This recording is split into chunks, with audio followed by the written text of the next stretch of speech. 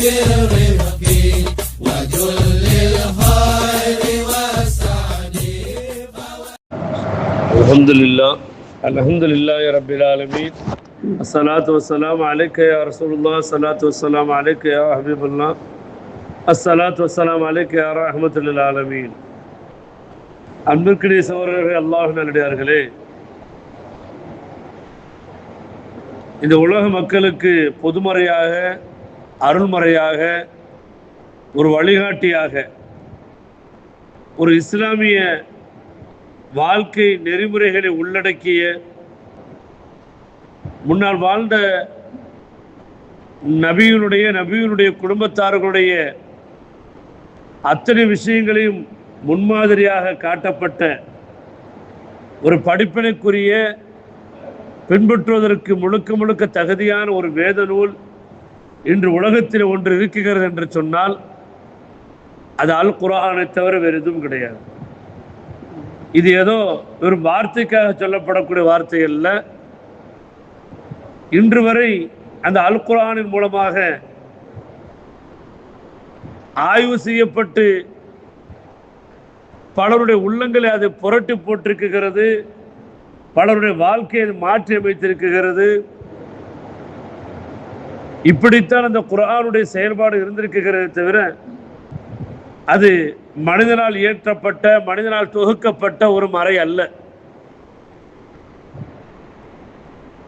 அப்படிப்பட்ட அந்த குர்ஆனுடைய மாண்பை பற்றி, மகத்துவத்தை பற்றி நபிகள் பெருமானார் ஸல்லல்லாஹு அலைஹி வஸல்லம் என்னென்ன செய்திகளை சொல்ல வருகிறார் என்று சொன்னால், அது அரபு மொழியிலே இருந்தாலும் அதனை கற்க வேண்டும், பிறருக்கு கற்றுக் கொடுக்க வேண்டும். ஏனென்று சொன்னால் உஸ்மான் இப்னு அஃபான் ரலியல்லாஹு அன்ஹு சொல்றாங்க, குர்ஆனை கற்று அதை பிறருக்கும் கற்றுக் கொடுப்பவர் உங்களில் சிறந்தவர் ஆவார் என்ற ஒரு செய்தியை பதிவு செய்கிறார்கள். அன்னை ஆயிஷா சித்திகா ரலியல்லாஹு அன்ஹா அவங்க சொல்லக்கூடிய தகவல் இப்படி இருக்குகிறது: குர்ஆனை நல்ல முறையில் திறமையுடன் ஓதுபவர் நல்லவர்களும் கண்ணியமிக்கவர்களுமான வானவர்களுடன் சொர்க்கத்தில் இருப்பார். குர்ஆனை இயலாமையால் சிரமத்துடன் திக்கி திக்கி ஓதுபவருக்கு 2 நற்கூலிகள் உண்டு என்று நபிகள் நாயகம் ஸல்லல்லாஹு அலைஹி வஸல்லம் அவர்கள் சொன்ன இந்த ஹதீஸும் புகாரி, முஸ்லிமில் பதிவு செய்யப்பட்டிருக்கிறது. அப்ப இந்த குர்ஆனை எப்படியாவது ஓதுங்க, நல்லா ஓதுங்க, அது நல்ல அந்தஸ்து கிடைக்கும். திக்கி திக்கி ஓதுறீங்களா, அப்பயும் ஒன்றும் தப்பு கிடையாது, அதுக்கு உங்களுக்கு 2 கூலி கிடைக்கும். அல்லாஹ் அக்பர். இப்படி ஒரு வழிகாட்டுதலை, ஒரு இறை வேதத்தை ஓதுவதற்குண்டான ஒரு ஆர்வமூட்டுதலை வேறு எங்காவது பார்க்க முடியுமா? இன்னும் சொல்ல போனால் இறை வேதத்தை ஓதக்கூடியவர்கள் இந்த உலகத்திலே அதிகமானவர்கள் இஸ்லாமியர்கள்.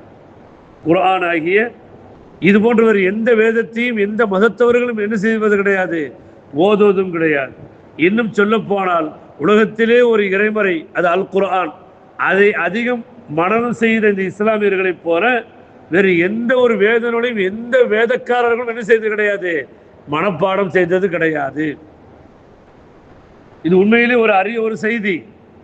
குர்ஆனை மனனம் செய்த ஹாஃபில்கள் எப்படி இஸ்லாமியர்கள் அதிகம் இருக்குகிறார்களோ, இதுபோல வேறு வேறு தங்களுடைய இதிகாசங்கள், வேத நூட்கள் என்று சொல்லுகிறார்களே, அந்த வேதங்களில் மனனம் செய்தவர்களுடைய எண்ணிக்கை அற்ப சொற்பமானவர்கள் தான்.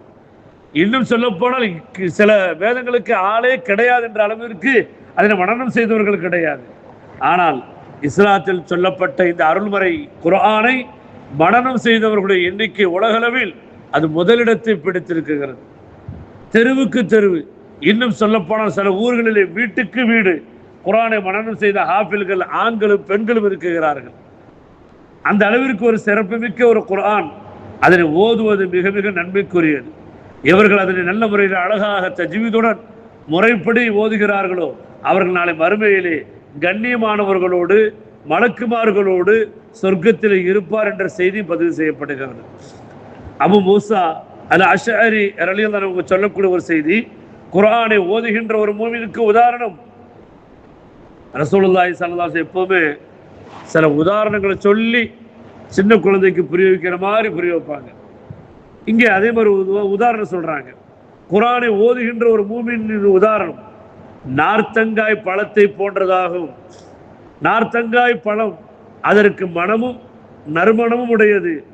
அதன் சுவையும் நல்லது. குர்ஆனை ஓதாத ஒரு மூமினுக்கு உதாரணம் பேரித்தம்பழத்தை போன்றதாகும். அந்த பேரித்தம்பழத்திற்கு என்ன கிடையாது?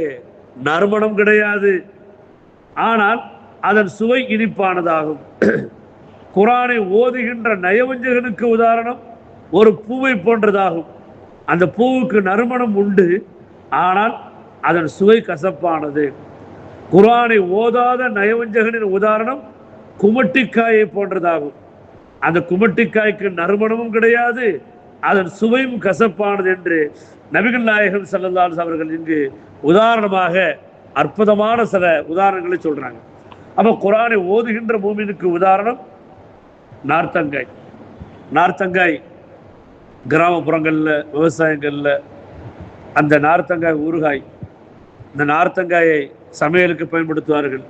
அது ஒரு விதமான எலுமிச்சை பழத்தை விட கொஞ்சம் பெரியதாக, கிட்டத்தட்ட அதனுடைய அந்த நறுமணத்தோடு ஒத்து போகக்கூடிய ஒரு ஸ்மெல் உடையதாக இருக்கும்.